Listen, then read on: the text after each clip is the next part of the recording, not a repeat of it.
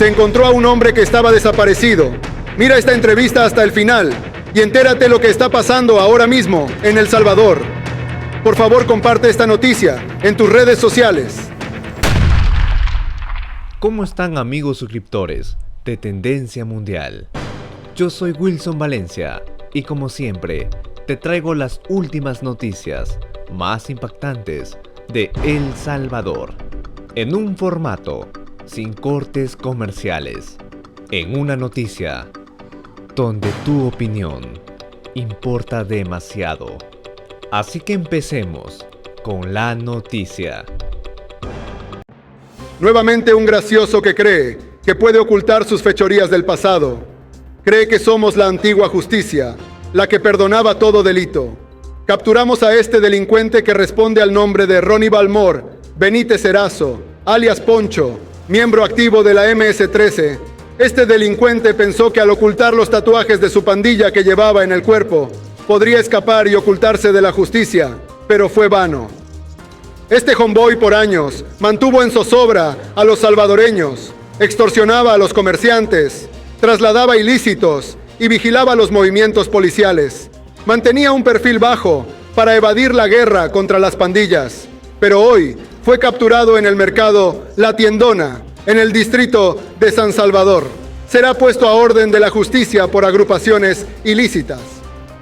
En más noticias recientes que están sucediendo ahora y que mañana aún saldrán en las noticias, pero que nos encargamos que tú estés informado en su debido momento. Gracias a la transmisión de este canal Tendencia Mundial, recuerda suscribirte para que estés bien informado y comparte esta noticia.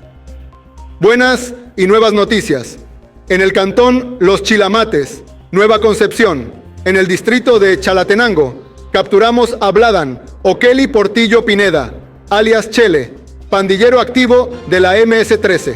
Se encargaba de vender la droga en la zona y esconder otros ilícitos de la pandilla. Buscaba convertirse en homeboy y para eso debía cometer varios delitos. Este sujeto es de confianza de uno de los homeboy de la clica Fulton Locos Salvatruchas, por lo que trasladaba órdenes a otros terroristas. Además, estaba pendiente de los movimientos de los policías. Inicialmente, será procesado por agrupaciones ilícitas. Buscaba convertirse en homeboy y para eso debía cometer varios delitos. Este sujeto es de confianza de uno de los homeboy de la clica Fulton Locos Salvatruchas, por lo que trasladaba órdenes a otros terroristas. Además, estaba pendiente de los movimientos de los policías. Inicialmente, será procesado por agrupaciones ilícitas. Durante un operativo ejecutado esta madrugada, capturamos a Luis Ernesto Benítez Herrera, de 32 años, en la colonia San Carlos, Cantón El Algodón, Santa Rosa de Lima, La Unión. Este sujeto tiene 6 órdenes de captura por hurto, agravado, en perjuicio de varias víctimas y una por agrupaciones ilícitas. Había sucedido un lamentable suceso. Se trata de un joven quien llevaba varios días sin paradero alguno, causando la preocupación de sus familiares y toda una comunidad. Se trata de Juan Carlos Zacapa Lue, de 21 años, quien fue reportado como desaparecido en Sonsonate. De inmediato, nuestros equipos de la Policía Nacional Civil se activaron e iniciaron la búsqueda. El resultado de ello fue la localización del joven. Había sucedido un lamentable suceso. Se trata de un joven quien llevaba varios días sin paradero alguno, causando la preocupación de sus familiares y toda una comunidad. Se trata de Juan Carlos Zacapa Lue, de 21 años, quien fue reportado como desaparecido en Sonsonate. De inmediato, nuestros equipos de la Policía Nacional Civil se activaron e iniciaron la búsqueda. El resultado de ello fue la localización del joven. El joven había estado bebiendo alcohol con unos amigos en la playa Barra Salada y como era muy noche, decidió quedarse con sus amigos a continuar con su desenfreno. Aunque no fue víctima de delito alguno, se recomienda cuidar y velar por la juventud. Aún nos encontramos en un proceso de la guerra contra las pandillas. Ahora el ejemplo de un país seguro está recorriendo el mundo entero. Si te gustó esta información, regálame un like y suscríbete al canal. Ahora pasaremos con las noticias del día de hoy.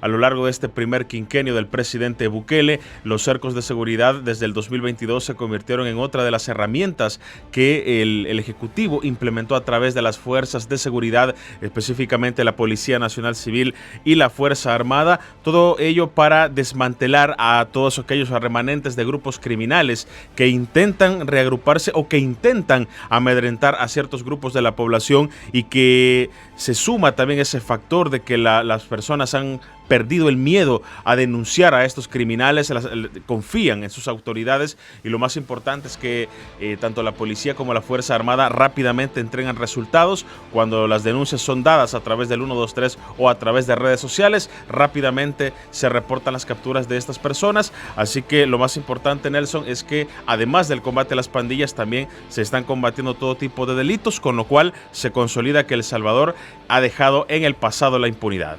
Y todo esto con base al Plan Control Territorial, que se implementan 6 fases en nuestro país, y el régimen de excepción. Las estrategias continúan para poder cambiar totalmente esta realidad que estamos viviendo todos los salvadoreños y que se traduce en paz y tranquilidad. Específicamente, las autoridades actualmente están implementando más cercos de seguridad, y de hecho el presidente Nayib Bukele lo anunciaba el pasado sábado y ordenaba que se instalara este cerco de seguridad en el Tikal 1, 2 y 3, Valle del Sol, Chintuc, del distrito de Apopa. Pero estos sectores, que si bien lo anunciaba el presidente Nayib Bukele, también se han extendido a otras colonias como Madre Tierra y San Leonardo. El objetivo es poder darle esa paz y tranquilidad a la población que a través de redes sociales o incluso a través del 123 denunciaban la presencia de estos remanentes de estructuras criminales. Es así que el apoyo de la población ha sido esencial para generar la información necesaria y que las autoridades ubiquen a estos remanentes de pandillas. Por ello continúan los diferentes operativos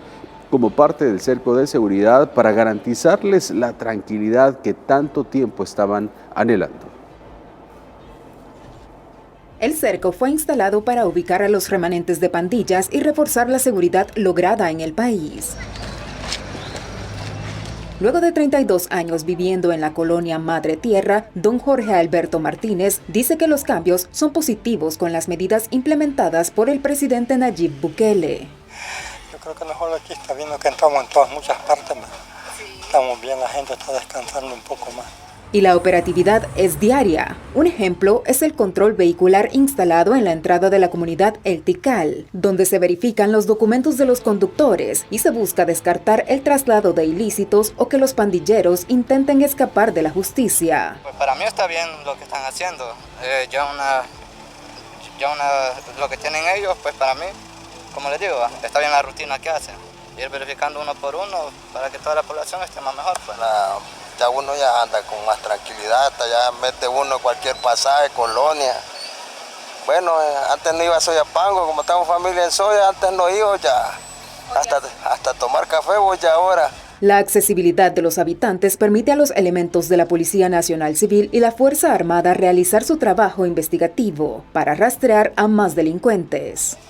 Realmente es el bien para nosotros, ¿verdad? Lo que el presidente está haciendo con cada uno. Ya todo cambió, no es como antes, que estaba más peligroso. Ya gracias a Dios, gracias al presidente, ya está cambiando un poco y yo sé que va a seguir cambiando. Yo sé que sí, ya tranquilo a como estaba antes. Que no, ante peligroso no podíamos dejar a los niños que anden en las calles así. ¿Por qué? ¿Qué pasaba? O a veces se los llevaban, porque pasó un tiempo que se robaban a los niños también. Con la instalación de este cerco de seguridad, los habitantes no tendrán temor a ser víctimas de pandilleros, ya que los capturados no volverán a las calles a delinquir.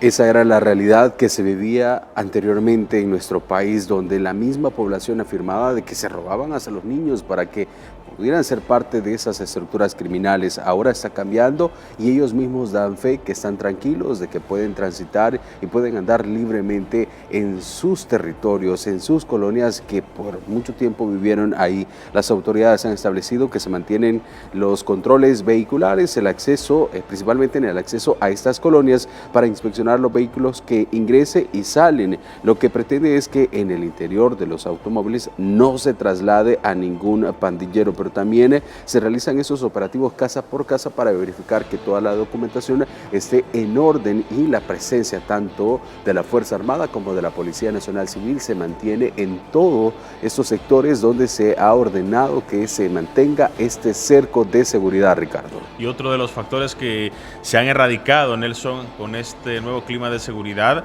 hablando específicamente de la niñez y de la adolescencia, es la deserción escolar. Anteriormente los grupos de pandillas tenían muchos elementos que intentaban amedrentar a grupos escolares, incluso si no pertenecían a un sector en el cual ellos dominaban, corrían el riesgo de ser asesinados. Muchos de ellos se vieron obligados incluso a abandonar sus centros de estudio, y esto se ha ido corrigiendo poco a poco. Ahora las familias salvadoreñas tienen esa tranquilidad, como escuchábamos en la nota, de que sus hijos pueden vivir en total tranquilidad, pueden jugar en las calles, pueden ir a la escuela sin el temor de que serán amedrentados o alguien atentará contra sus vidas. Sin duda esto es gracias al trabajo que se ha realizado a lo largo de estos 5 años, como estas 6 fases del Plan Control Territorial, con el apoyo del régimen de excepción, han permitido consolidar el nuevo clima de seguridad. Sin duda la voluntad de este gobierno se ha reflejado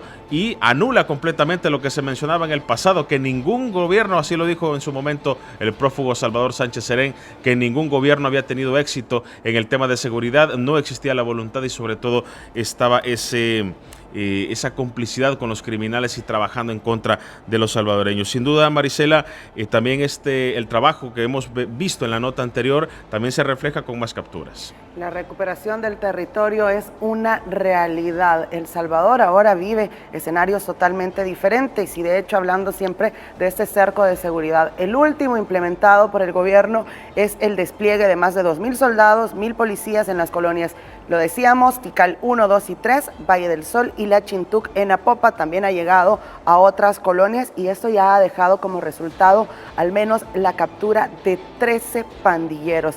Ese cerco de seguridad, hay que recordarlo, fue instalado el pasado 25 de mayo, luego de múltiples denuncias ciudadanas sobre la presencia de miembros de estructuras criminales, siendo el segundo operativo ejecutado en Apopa desde la aplicación de la fase 5 del Plan Control Territorial, que busca extraer al remanente de estas estructuras criminales. Es importante cómo las autoridades están trabajando, mantienen la presencia y han recuperado estos territorios, que vale la pena recordar y decir que eran territorios donde la población vivía con mucho temor, donde la población incluso temía salir en horas de la noche de su casa, los niños no podían disfrutar de los espacios, no podían recibir visitas. Ahora viven una realidad totalmente diferente y lo escuchábamos en el testimonio que da la población salvadoreña, que son ellos los principales beneficiarios de esa transformación. Y es que la seguridad ha vuelto también atractivo a nuestro país ante los ojos del mundo para vivir, para invertir y así también como para disfrutar. Esto lo reiteraba el día de ayer la diputada de Nuevas Ideas, Alexia Rivas. Todas las estrategias impulsadas por el gobierno del presidente Nayib Bukele y que desde la Asamblea Legislativa han acompañado, permiten que el país sea un referente de paz y de tranquilidad a nivel internacional. La legisladora de la bancada CIAN dice que el Plan Control Territorial ha contado con todos los recursos como resultado del acompañamiento de la mayoría de los diputados que representan al pueblo y ha logrado que en estos 5 años de mandato del presidente Nayib Bukele se contabilicen más de 624 días sin homicidios. El Salvador ahora es atractivo a los ojos del mundo y esto gracias también a todas las medidas de seguridad que nos han permitido poder ser no solamente el país más seguro en todo el hemisferio ya del continente, donde tenemos una cifra que según también el ministro de Seguridad podría estar finalizando en 0.3 por cada 100.000 habitantes. El despliegue de miles de efectivos militares y policiales que se aplica a través de los cercos están generando mayor confianza en los salvadoreños que han perdido el miedo a denunciar a los criminales que se esconden de la justicia, dice la diputada Alexia Rivas. La población ha estado demandando este tipo de operativos. Hemos tenido muchas denuncias de salvadoreños que han dicho, miren, yo quisiera que se implemente un cerco militar en determinados lugares. La parlamentaria de Nuevas Ideas explica que en este segundo periodo que iniciará el presidente Bukele al frente del país, continuarán brindando respaldo a reformas legales y medidas como el régimen de excepción, ya que ha sido una herramienta eficaz para asfixiar a las pandillas y ha permitido empoderar a la gente en el territorio, sino que fue una medida constitucional que el presidente Nayib Bukele utilizó en el momento donde pues nos dábamos cuenta que las pandillas no paraban de estar extorsionando a los salvadoreños. La Asamblea Legislativa ha brindado los fondos necesarios incluso para que se empiece a reconstruir el tejido social golpeado por las estructuras criminales en colonias y comunidades, donde también se ha reactivado la economía de las familias por medio de emprendimientos. Gracias, Walter Morán. Y todo se traduce en gobernabilidad en una nación y reflejado en el apoyo que tienen los diputados hacia el Ejecutivo a través de estas políticas, a través de la aprobación de diferentes rubros con el apoyo de la bancada oficialista. Y es así como también se da el financiamiento del Plan Control Territorial, se aprueban los regímenes de excepciones que permiten también tener estos resultados, la nueva realidad de nuestro país, ambientes de paz, de tranquilidad y donde los salvadoreños también dan ese aval, ese voto de confianza y en diferentes sondeos de opinión establecen que están de acuerdo con estas medidas que se están tomando en nuestro país, medidas que permiten resultados irrefutables como los 0 homicidios. Ya no permite que ellos puedan reagruparse si nosotros continuamos haciendo este trabajo. Por esa razón, el régimen de excepción sigue más firme que nunca y no se detendrá hasta capturar al último pandillero. A la fecha, la mayor parte de los sujetos fichados como terroristas ya fueron detenidos, dejando libres las calles para que los salvadoreños de bien vivan sin ningún temor. Van más de 80,000 pandilleros capturados, más de 4,000 armas de fuego, de diferentes tipos de armas, más de 8,300 vehículos, arriba de las 4.4 millones de dólares en efectivo. Los elementos del orden operan tanto en las zonas urbanas como en las rurales, desarticulando varios campamentos de pandillas. Uno de ellos hemos incautado armamento, droga y hemos ubicado pandilleros, en otros han logrado escapar y han dejado solo el armamento, la droga, dinero, y en algo otro pues que se han llevado todo, pero les hemos desarticulado, les hemos quitado sus casas, dijéramos. Y esto obviamente nos ayuda también porque en ese movimiento que ellos hacen huyendo de la autoridad, pues son ubicados, localizados en otro lugar y luego llegamos con la policía. Bajo el régimen de excepción se contabilizan 511 días sin asesinatos, 106 durante el 2024 y 17 días solo en el mes de mayo. En el año 2018, con 53 homicidios por cada 100,000 habitantes, el año pasado terminamos con 2.4 homicidios por cada 100,000 habitantes y proyectamos este año tener una cifra todavía más baja. Esta herramienta legal vino a fortalecer el Plan Control Territorial, vigente en su etapa 1 desde el 2019, cuyos resultados han catapultado a El Salvador como el país más seguro de todo el hemisferio occidental. El país más pequeño de América es ahora ejemplo para países más grandes que cuentan con más recursos. El Salvador es un nuevo país y eso es gracias a la implacable seguridad que ha logrado el gobierno del presidente Nayib Bukele. Desde que inició su gestión, prometió acabar con las pandillas y arrancó con el Plan Control Territorial, el cual redujo drásticamente la tasa de homicidios por cada 100,000 habitantes. Ahora tenemos un nivel de seguridad de que países de Latinoamérica sueñan. Ante un problema tan arraigado en la sociedad, fue necesario intensificar las medidas de seguridad y fue urgente aplicar la dosis del régimen de excepción, el cual ha permitido a la fecha más de 80,000 personas capturadas. Perdimos el miedo, detuvimos la caída libre en la que veníamos y comenzamos a volar incluso por encima de nuestras expectativas. El mismo presidente Bukele fue el que anunció su política de choque contra los terroristas y anunció la guerra contra las pandillas para recuperar el control del territorio. Los salvadoreños vivían en zozobra por una estructura terrorista eficientemente organizada, con tentáculos en todo el estado y con un control casi absoluto del territorio. Luego de encabezar por mucho tiempo la lista de países más violentos del mundo, El Salvador ha pasado a otra lista, y esa es la lista de los países más seguros de la región. Para ello, ha aplicado medidas nunca antes vistas, como los cercos de seguridad. En todos los lugares donde hemos establecido cercos, tenemos la presencia de tal manera que logremos mantener el control. los resultados que se han tenido con los cercos militares han sido contundentes. Las perspectivas de seguridad pública son bien alentadoras. El Salvador tiene una gran oportunidad ahorita. Veamos los indicadores del turismo, las inversiones. Se toma esa decisión de utilizar la última herramienta constitucional que teníamos para restaurar el Estado de Derecho. El presidente Bukele ha logrado en tan poco tiempo resolver un problema tan complejo que parecía imposible para los salvadoreños y por ello ha construido la cárcel más grande de Latinoamérica como es el Secot, donde ya guardan prisión los terroristas más peligrosos del país. ¿Y cómo se ha logrado esto en los años de gobierno del presidente de la República, Nayib Bukele? Ya todos lo sabemos, gracias a las políticas de seguridad. En primer lugar, él siempre pone a Dios, que gracias a Dios ahora vivimos esta tranquilidad. Pero ¿cómo ha hecho esto? Y aquí lo tienen a través de su cuenta de Twitter, como lo publicó él, el señor presidente Nayib Bukele, y ha dicho paso a paso. Así se ha logrado la nación que ahora tenemos, no solo con conectividad vial, no solo con infraestructura, no solo con inversionistas, sino que con lo más importante, salvaguardando la vida de los salvadoreños, permitiendo una seguridad ciudadana, que era lo que le daba paso a lo que ahora tenemos en pantalla.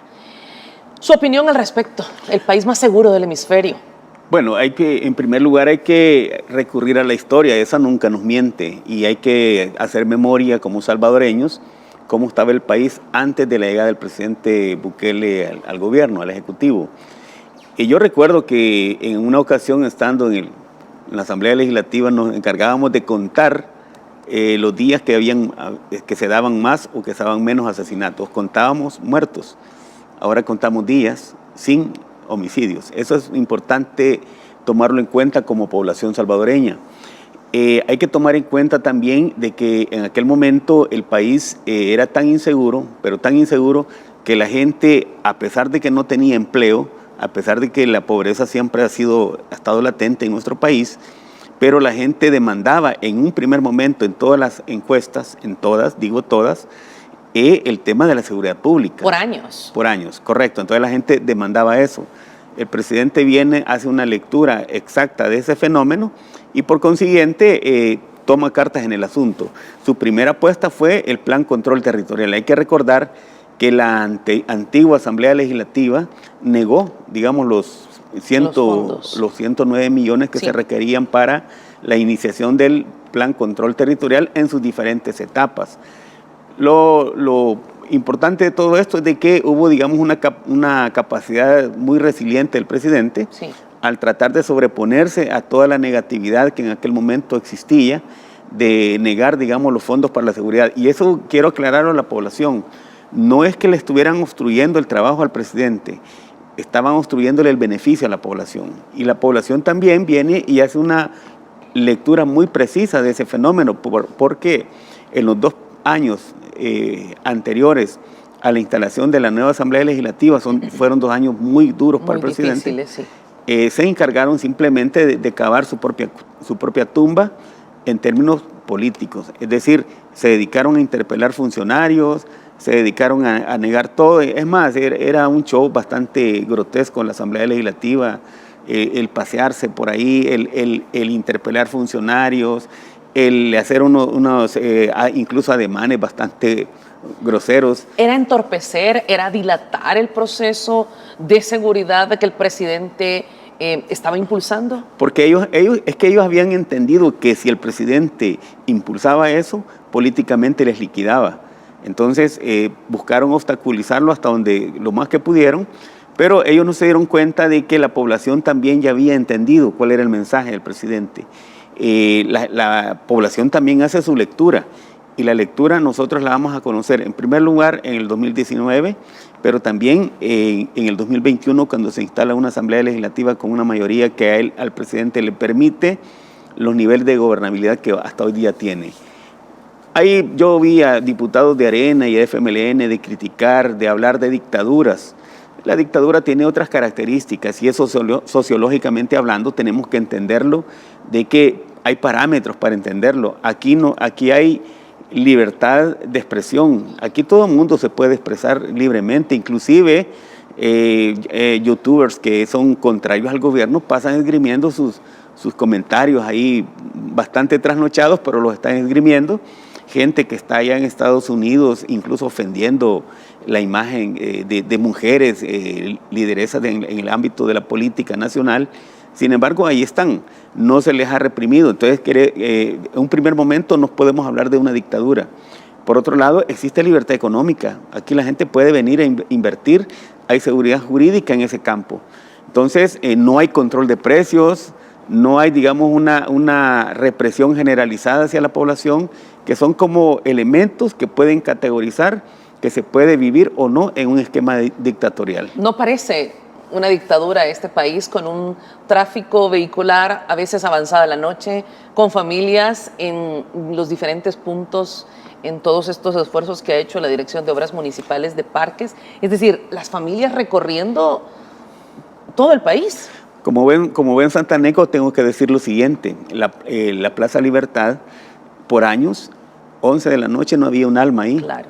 Ahora va uno a las 11, 12, 1 de la mañana y la gente está sentada.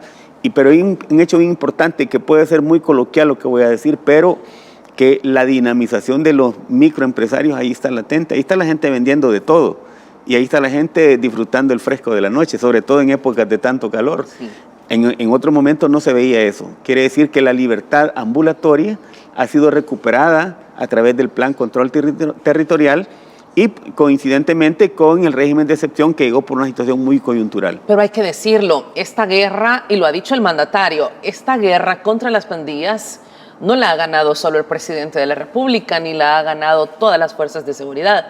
Estoy segura que la hemos ganado todos los salvadoreños, porque la denuncia ciudadana ha sido la columna vertebral de este proceso. Se ha impulsado lo que se llama cultura de denuncia, es decir, la población está más abierta y le ha perdido el temor a los grupos pandilleriles. Por ejemplo, yo he visto videos de personas que llegan, de pandilleros que llegan a tratar de intimidar a las personas y las personas, pero yo te conozco y no te has dado cuenta que estamos en otro país. Al final de cuentas, el famoso 3 doritos después, al ratito ya lo tienen capturado. Eso quiere decir que la población le perdió el miedo a la delincuencia y eso es importante y es vital en este momento histórico del país. Un miedo que estaba enraizado en generaciones y generaciones. Por supuesto, y eso nosotros lo vamos a evidenciar inclusive en la tienda de la colonia. Ahí la gente ponía barrotes como que era una cárcel prácticamente, la gente vendiendo en cárceles. Ahora muchas personas ya comenzaron a quitar eso y ya se siente como la tienda cuando nosotros éramos menores de edad que llegamos y todo estaba abierto, pues. Entonces yo creo de que la población en este momento, todos los salvadoreños, estamos viviendo algo que parecía imposible lograr, el haber enfrentado de manera muy contundente y con mucha valentía el tema de la delincuencia en El Salvador. Yo compartía recientemente con personas que tienen cierto tipo de problemas de salud y les decía, hoy los salvadoreños tendremos una mejor calidad de salud porque ya no vivimos en esa zozobra, en ese miedo que obviamente tenía un impacto muy negativo en los salvadoreños. Quiero compartir también con ustedes el tuit del presidente de la República cuando anunció el tema de la situación en el sector de Apopa, al norte de la capital. Y dice, luego de varias denuncias ciudadanas, acabamos de instalar un cerco de seguridad en las colonias Tikal 1, 2 y 3, Valle del Sol y La Chintuc en Apopa. Desplegamos más de 2,000 soldados y 1,000 policías. Ya capturamos a varios pandilleros de la pandilla 18 revolucionarios, dijo el presidente. Las imágenes eran impresionantes, le dieron la vuelta al mundo. Sí. Las imágenes prácticamente en las siguientes horas que el mandatario diera a conocer esta noticia y es de nuevo la confianza que ahora tiene la población. Es que es una de las etapas del plan control territorial denominado extracción, es decir, cuando alguien tiene una pieza dental en mal estado, lo que hace el odontólogo es extraerla y sustituirla después por una nueva. Pero en este caso la extracción está orientada a ir a todos los reductos, tanto nacionales como internacionales, con ayuda de la Interpol, a efecto de poder traer ante la justicia a los delincuentes Y aquí quiero decir algo que para mí es importante destacarlo. Un señor pastor evangélico me decía, porque capturaron un pandillero que se había convertido en pastor. Entonces me dice, pero allí hicieron mal porque él ya se había arrepentido. Yo le digo, mire, comentario, le digo, es importante de que el joven que fue retenido, que se haya entregado a Dios y que haya pedido perdón a Dios, pero aquí en la tierra ha cometido delitos. Entonces, si ha cometido delitos aquí, lo correcto es que pague por esos delitos. Dígale a él, al muchacho de que allá en la cárcel, que haga una iglesia y que ayude a los demás, pero lo que cometió aquí se paga. Entonces, es importante destacarlo porque acá no se anda viendo, digamos, que si alguien se convirtió a la iglesia, porque pudiera ser una fachada también. Lo importante de todo esto es de que la población en este momento tiene muy claro el panorama, e inclusive yo me atrevería a pensar, cuando usted habló de la calidad de vida, que muchas de las patologías de la población salvadoreña, las hipertensiones, la diabetes, tiene mucho que ver con esto, y eso amerita también un análisis un poco más exhaustivo. Pero tengo que pasar al tema de salud. Solo decirles que el 90% de los salvadoreños ha dicho que está de acuerdo con todas las medidas de seguridad del presidente de la República, Nayib Bukele, que se contabilizan ya más de 620 días sin homicidios en la administración Bukele, cuando en los 15 años pasados, es decir, 2 gobiernos del FMLN y 1 de Arena, solo se registraron 2 días sin homicidios. Y los datos que ustedes pues ya conocen, el 92.21 apoya las medidas del régimen de excepción. Prácticamente ha saldado el presidente el principal problema que tenían los salvadoreños, como usted ya lo decía, que era la seguridad. Ahora hablemos de salud. Encontraron un sistema de salud paupérrimo, no existía. Era impresionante cómo se encontraba el sistema de salud, los hospitales, y esto había sido heredado de los gobiernos de Arena, el FMLN, y el partido FMLN, que decía llegar a hacer justicia social, no hizo nada. El sistema de salud público ha cambiado enormemente, hay que decirlo, no solamente en términos de infraestructura y equipamiento, sino también en la actitud del personal. O sea, yo lo puedo decir abiertamente. No sé si la gente ha tomado conciencia de que la calidad y la calidez deben de ser como sus 2 elementos esenciales para la atención del paciente. Siempre hay unos cuantos que todavía no han entendido cuál es el rumbo que lleva el país, algunos pocos médicos, algunas pocas enfermeras que todavía, digamos, tienen resabios del pasado. Pero la mayor parte del personal, yo quiero decir que sí, creo que está muy bien orientado, y sobre todo, la capacidad instalada que hoy día tienen los hospitales. O sea, uno llega y va al Hospital San Juan de Dios de Santa Ana, las camas como que estuviera en una clínica, un hospital privado. O sea, eso es latente. Yo recuerdo que los hospitales tenían para las áreas de espera de los laboratorios de rayos X unas bancas todas antiguas, un poco oxidadas. Uno llega por ahí, encuentra una situación completamente diferente, los hospitales muy bien pintados. O sea, es un hospital que no termina de enfermar a las personas. Pero no solo eso, vamos al equipo. No existía una máquina de TAC, había una en nuestro país para todo el territorio nacional. Ahora hay tomógrafos prácticamente en todo el país. Sí, sobre todo porque hay hospitales emblemáticos. Hablo de Santa Ana, que el Hospital San Juan de Dios, inclusive se sabe que atiende a personas, a hermanos hondureños, a hermanos guatemaltecos que están llegando ahí y vienen a El Salvador justamente porque han reconocido, y esto se sabe a nivel regional, de la calidad, digamos, de atención que se está dando en El Salvador en términos de salud pública. Y cómo olvidar, aquellas marchas blancas por parte de los médicos que eran continuas, aquellas demandas de los pacientes haciendo largas colas en las afueras de los hospitales donde jamás había medicamento y lo único que le entregaban eran las recetas. Correcto, eso tiene que ver mucho con la decisión, la voluntad política, porque en esto estriba mucho la voluntad política. Anteriormente no quiere decir que no existiesen los recursos estaban. El presupuesto general de la nación se apoyaba, se aprobaba, que Quiero decir que después de educación, salud pública es el segundo con el presupuesto más alto. Y sin embargo no se veía, digamos, en la población, lo que se veía eran desórdenes administrativos, es decir, ir a encontrar en los basureros cantidades, digamos, grandes de medicamento vencido que pudo haber sido utilizado para la población.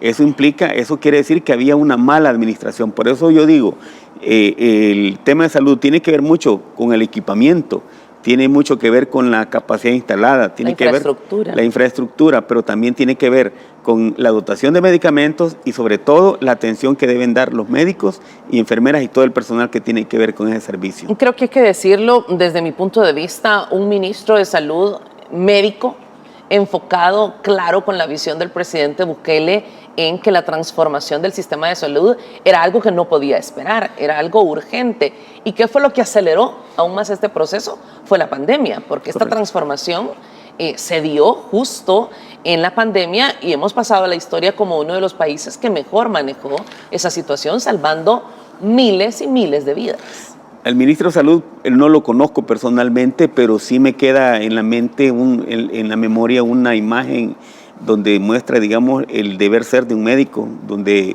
en tiempos de pandemia entiendo que hubo una persona que fue atropellada, inmediatamente él, siendo el ministro médico, llega y atiende a esa persona. Eso habla muy bien, digamos, de la calidad de funcionario, la calidad de persona y de profesional que es.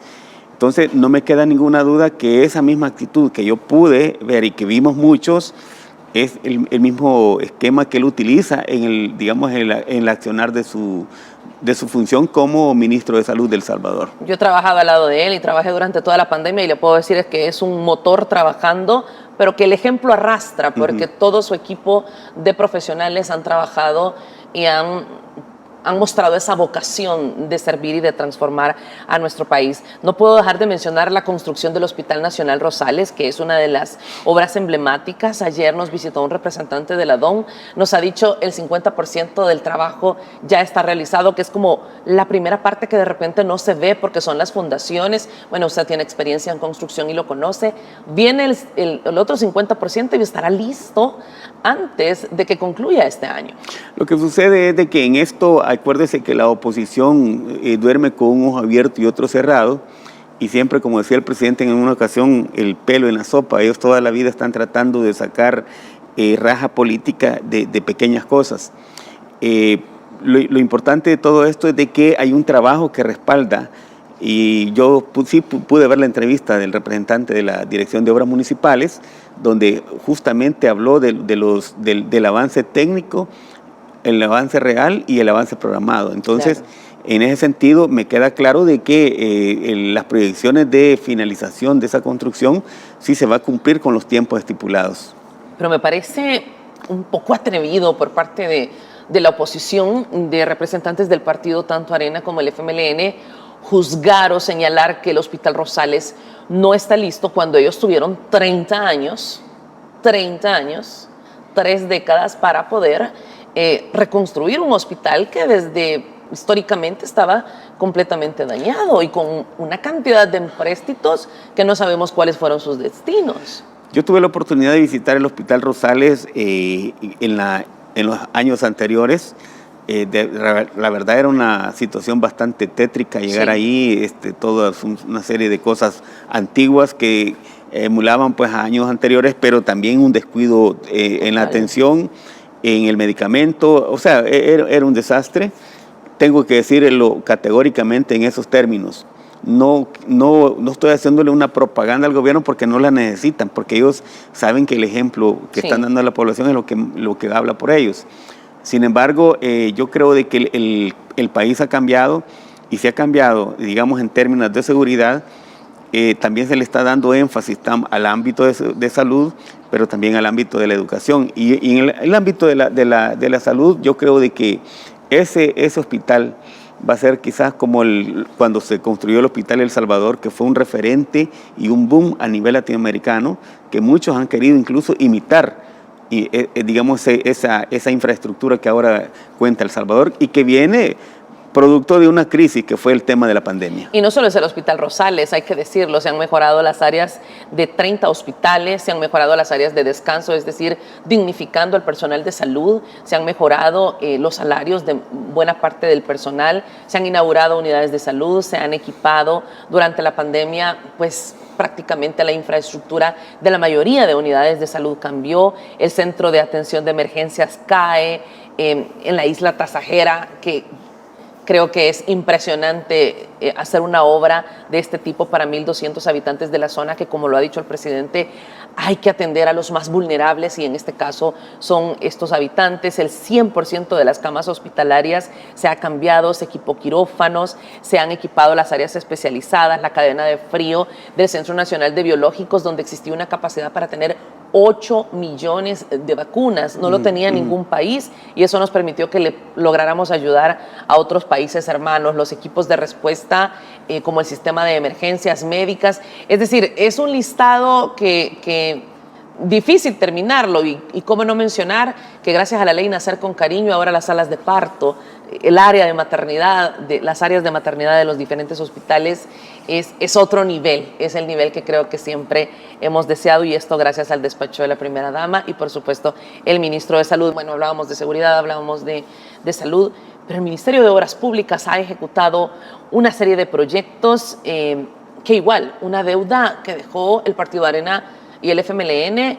voy a traer de nuevo a cuenta los préstamos que se aprobaron y que al final nunca se ejecutaron, carreteras como la en ese momento llamada Diego de Holguín, que creo que representan de la mejor manera el tema de la corrupción. Sí, aparte de eso, yo quiero, sí, está la Diego de Holguín, donde hubo un caso judicializado contra el exministro de Obras Públicas de aquel momento, dos exministros. Así es. Nieto y el otro, se me olvida el nombre. Gutiérrez. Pero también yo tengo que hacer remembranza de lo que representó el CITRAMS como un monumento a la corrupción. La Asamblea Legislativa, yo recuerdo que aprobó un préstamo por $48 millones para el tema de CITRAMS. Y era un negocio que ya lo tenían articulado en los gobiernos de Mauricio Funes.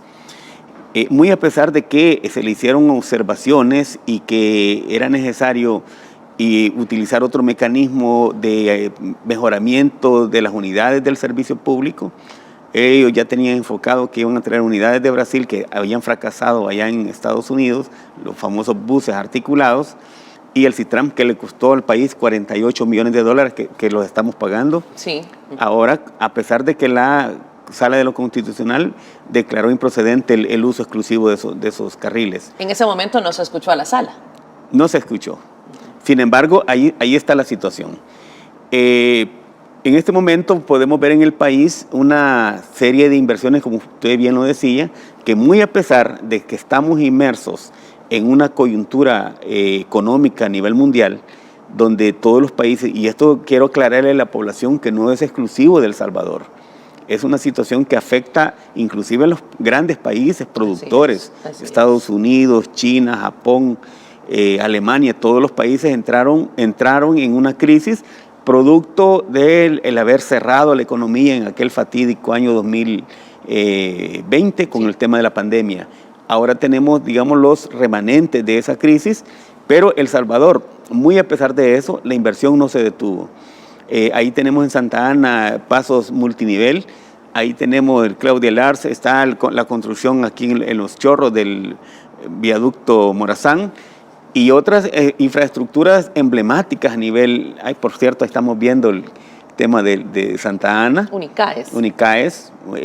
Como usted santaneco, en honor a usted lo ha puesto Betania Santos. Qué bueno, porque sí, eso vino a arreglar una situación de tráfico vehicular, de atascamientos que ahí se daban, por cierto, ahí vamos. Mentira. Entonces, yo creo de que lo importante de todo es la inversión que se ha hecho en El Salvador, muy a pesar de la crisis financiera que ha existido a nivel global. El Salvador no se detiene y El Salvador en este momento se enrumba pues a buscar ahora sí, como decimos los sociólogos, las vías del desarrollo. No podemos decir que somos un país desarrollado, no podemos decir que somos un país del primer mundo como lo critica la oposición, pero sí somos un país que estamos encaminados y orientados los esfuerzos tanto del gobierno como de todos sus equipos a crear las condiciones para poder desarrollarnos y es clave este segundo mandato del presidente. Pero son dos partidos políticos que han dicho, ya teníamos los planos, ya teníamos las ideas, ya teníamos el proyecto, ¿y por qué nunca se ejecutaron? ¿O por qué no se encontraron avances ni siquiera en la Asamblea Legislativa?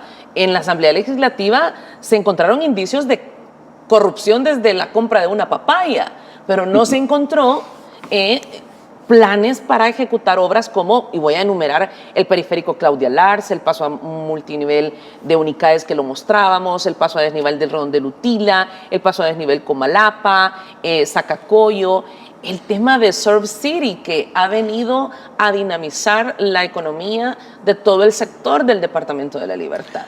Lo que pasa es que hay que tener claro que la oposición no duermen tranquilos buscando deslegitimar, digamos, las buenas acciones que un gobierno hace. Ellos, aparte de los planos y aparte de todas las proyecciones que tenían, también tenían los renders, que por cierto no corresponden a la realidad de lo que ahora tenemos.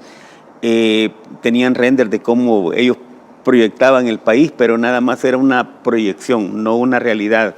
Ahora no hablamos de renders, ni de planos, ni de proyecciones, hablamos de realidades.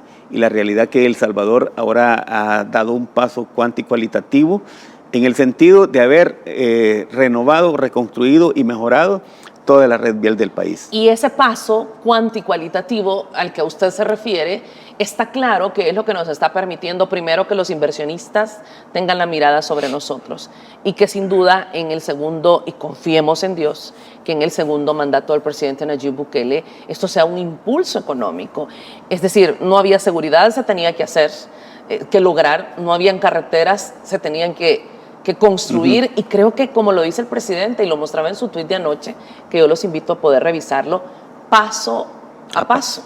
Bueno, y esto nos ha permitido sin duda abrirnos al turismo, y es que El Salvador se ha convertido en tierra de anfitriones, lo cual ha permitido abonar en la dinamización de la economía y el aporte del 11% del Producto Interno Bruto con la actividad turística para lo que resta del año. También se espera que el país se convierta en escenario de grandes competencias de todo tipo que generarán la afluencia de visitantes nacionales y, por supuesto, extranjeros. E imagínense, sume la lista de la cantidad de delegaciones y de personas de diferentes ámbitos que están llegando a nuestro país para estar presentes, para poder vivir este paso histórico del país, de la toma de posesión del presidente, que muchos ya están diciendo, recién llegué y me he enamorado de este país, realmente son tierra de anfitriones.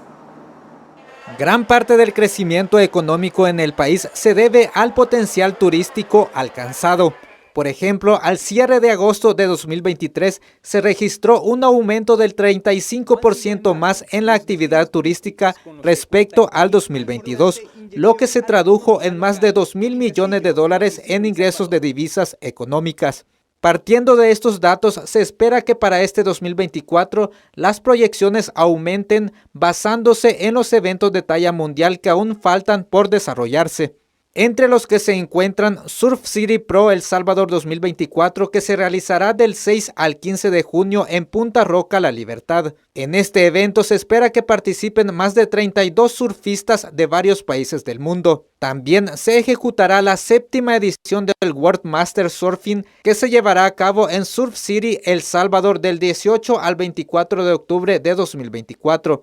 Las categorías por edad serán de 40, 49, 50, 59 y 60 años. Todos los equipos tendrán la oportunidad de inscribir a un participante masculino y uno femenino por división. Además, se espera la competencia Gamery World Tour, que se ejecutará el 26 de octubre en el Foro Nacional. Julio Solís, Noticiero El Salvador. Es impresionante, yo creo que al igual que yo, usted, nos sentimos orgullosísimos del país que ahora nos representa. Antes de decir soy salvadoreño era como con dolor en el alma de todo lo que ocurría en nuestro país, éramos el país más violento, y ahora nos han visitado más de 3.4 millones de visitantes internacionales en el 2023. El país más peligroso del mundo ahora tiene estas cifras y según el Ministerio de Turismo, los viajeros generaron 3.793, escucha esta cifra, 3.793 millones de dólares en conceptos de divisas, es decir, lo que consumieron, lo que compraron, el hospedaje. Esto va a los salvadoreños a poder dinamizar la economía de nuestro país. Bueno, yo creo que hay un fenómeno que se ha dado en El Salvador, producto de la imagen muy positiva que El Salvador tiene, esa marca país, en la cual se deja ver el eslogan Tierra de anfitriones. Tierra de anfitriones ha pegado mucho en los amigos, digamos, extranjeros. Ellos han visto a El Salvador como un país muy pequeño, pero un país donde sí se destaca lo que antes teóricamente se decía. No, mire, en 2 horas estamos en la montaña, pero 2 horas después podemos estar en la playa o podemos estar en diferentes lugares, con diferentes escenarios turísticos de todo tipo. Entonces, yo creo que la experiencia de la ciudad de Santa Ana, la experiencia de San Miguel, de La Unión, San Salvador no se diga, la zona del Puerto de la Libertad, la proliferación de los Airbnb y de los hostales como tal, ha permitido, digamos, tener una capacidad instalada para poder acoger al turista. Muchos de ellos, la mayor parte extranjeros, pero también turistas locales, los que hacemos turismo interno, o hermanos salvadoreños que vienen y quieren ir a pasar de esa manera. Que tenían décadas sin venir. Correcto. Entonces, lo que esto genera, digamos, una dinamización del fenómeno económico. Por ahí podemos ver unas imágenes de ellos. Sí. El hecho de que ellos vienen a El Salvador, producto de ese marco muy positivo de información que se tiene, y aparte de ello, del esquema de seguridad, que eso es vital aquí y en cualquier país del mundo. Uno va a ir a un país donde realmente se sienta seguro, donde no lo van a timar, donde no lo van a secuestrar, donde no le van a cobrar renta por pasar por determinados lugares, y eso es lo que el turista está viendo en este momento. Yo creo de que el segundo mandato del presidente va a estar orientado a seguir repotenciando, tanto mantener el tema de seguridad, repotenciar el tema de turismo, pero también dinamizar la economía de todos los sectores productivos del país. Y hay que decirlo, por parte del Ministerio de Economía han existido grandes esfuerzos para que muchos emprendedores puedan ahora gozar de esta cadena económica, de este derrame económico, y muchos se han creado tantas empresas en los últimos años y eso a mí me alegra, sobre todo por muchos jóvenes que se han atrevido. Y cómo no mencionar que el gobierno del presidente Bukele ha disminuido la brecha digital en la educación pública en nuestro país. Imágenes de este gobierno, en mi memoria y corazón quedan muchas, sé que como en el resto de salvadoreños, pero una de ellas es ver a los papás con los niños en las escuelas públicas recogiendo sus computadoras. Bueno, eso dista mucho del ofrecimiento que hizo en el Plan Social Educativo Vamos a la Escuela, que fue la oferta educativa que presentó el FMLN, donde ellos hablaron del programa Un Niño, Una Computadora. Pero lamentablemente no supieron explicarle a la población que un niño, una computadora significaba que a cada escuela le abrían un centro de cómputo, a algunas, no fue a todas, sí. Le instalaban 35 computadoras y los niños iban una vez a la semana a recibir 1 hora clase de informática, cuando tenían informática. Un niño en una computadora es porque no podían estar 2 niños en la computadora. Entonces, ese fenómeno se revierte con la llegada del presidente y hay un efecto dinamizador a partir de la pandemia. Lo mismo que pasó con salud, pasó en educación, donde se creó la necesidad de trasladar, digamos, el tema del proceso de enseñanza-aprendizaje a través del sistema virtual. Entonces, los niños tenían que usar sus dispositivos o le prestaban el teléfono a la mamá o alguna cuestión. Y ahí surge la necesidad de realmente asignarle esos dispositivos al casi 1,5 millones de estudiantes a nivel nacional. 1.2, para ser exactos, 1.2 millones de estudiantes de centros educativos a escala nacional. Y eso es lo que más me toca el alma, que el caserío, el cantón de La Unión, de Aguachapán, de Chalatenango, el más lejano, hasta allá llegaron las computadoras. Las laptops para los niños de cuarto a noveno hasta bachillerato y las tablets para niños de la primera infancia, digamos. Entonces, aparte de eso, la capacitación a cerca de 48,000 docentes a nivel nacional con el uso de plataformas interactivas como Google Classroom y, aparte de ello, la dotación de computadoras también para todo el personal docente a nivel nacional. Entonces, reducción de la brecha digital, alguien me va a decir, no, solo dar computadoras no reduce la brecha digital. Sí, lo que sucede es de que depende del uso que se le dé. Y yo creo de que en este momento el Ministerio de Educación está enfocado en un primer momento a hacer, digamos, un efecto en el cual los chicos pueden estar recibiendo sus clases presenciales, pero con el apoyo ya de la tecnología. Y eso es importante destacarlo, puesto que en este momento eso está permitiendo generar lo que llamamos el mejoramiento de la calidad educativa en El Salvador, porque los niños ahora tienen una brecha infinita, una carrera infinita de conocimientos a través de estos dispositivos. Y quiero decirle, y lo puedo decir con total seguridad porque conozco los casos, niñas que estaban condenadas a ir a trabajar a maquilas, que respeto el trabajo que se realiza en las maquilas, y mi abrazo y reconocimiento para esas mujeres que se esfuerzan para sacar adelante a sus familias, pero estas niñas hoy con esta computadora aspiran a trabajar, por ejemplo, en un call center o aspiran a tener un emprendimiento digital. Eso es lo que yo quería destacar, que bueno, yo soy muy dado a buscarle trabajo a la gente joven, eso me destaca y me conoce la gente en Santa Ana por eso, pero en este momento vamos a ver en el país una proliferación de call centers que están utilizando, digamos, están contratando personas jóvenes y personas que realmente han adquirido conocimientos básicos y en el caso del inglés también, porque eso es básico para ello. Entonces, esto permite, digamos, el mejoramiento de la calidad de vida de las personas, porque ya un joven que esté, y los jóvenes de ahora, quiero decirlos, son diferentes a nosotros, ellos son muy ahorrativos, ellos no son así que ganan y se lo gastan, ellos gastan lo sumamente esencial y ahorran el resto, ellos tienen esa cualidad, es una nueva generación, pero el hecho ya de tener en sí un trabajo que le genere un ingreso que va mucho más arriba del salario mínimo, porque los call centers no pagan del todo mal, entonces eso genera, digamos, una situación diferente en el entorno familiar, porque ya el joven ya no depende de sus padres, al contrario, colabora al sostenimiento de la familia. No se puede tapar el sol con un dedo, es un país diferente, El Salvador ha renacido, El Salvador ahora cuenta otra historia y no nos quedó tiempo de hablar de nuestra querida diáspora, de nuestros hermanos en el exterior que están regresando, fueron salvadoreños que no necesariamente fueron en búsqueda del sueño americano, sino que fueron forzados a abandonar su tierra, a abandonar su país y que ahora están regresando. Sí, lo que sucede es de que hay como dije, hay una imagen muy positiva a nivel internacional de lo que está ocurriendo aquí en El Salvador y eso lo podemos decir los que vivimos acá. Sí. O sea, no puede venir un extranjero, como hemos escuchado voces disonantes de personas que están tratando de manejar, digamos, una imagen diferente del país. Los que vivimos acá damos fe de realmente de lo que ocurre y aquí no le estamos haciendo propaganda al gobierno porque habida cuenta el gobierno tiene sus propios canales y la población misma a través de las encuestas dice cómo está el país. Nosotros simplemente abstraemos de la realidad, analizamos y le comunicamos a la gente.